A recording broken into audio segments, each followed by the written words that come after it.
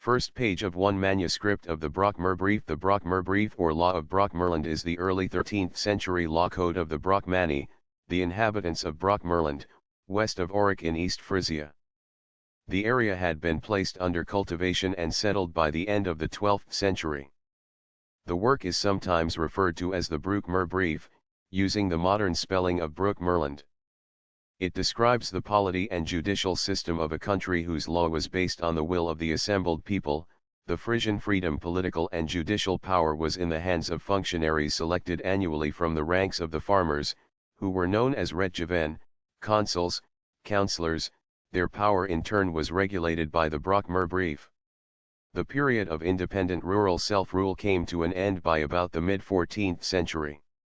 However, unlike for example Emsigerland, Brokmerland remained a discrete unit, since the Brokmerbrief forbids the erection of fortified stone residences and castles, and this had prevented the establishment of such starting points for localized rule. Thus feudalism, otherwise widespread throughout Europe at this time, remained unknown in East Frisia. However, Emsig law eventually prevailed in the area, probably as a result of the emergence of the Tom Brock dynasty, but certainly by the time of Xerxes' hegemony.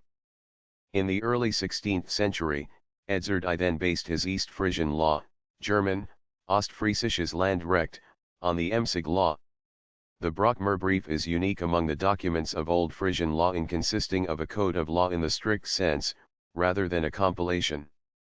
It is preserved in two manuscripts, one of which is in the State Archives of Lower Saxony in Oldenburg and the other in the Lower Saxony State Library in Hanover. The middle section of the text strongly resembles the Emsig law on fines, indicating a common source. The text is a valuable source of localized and datable information on Old Frisian.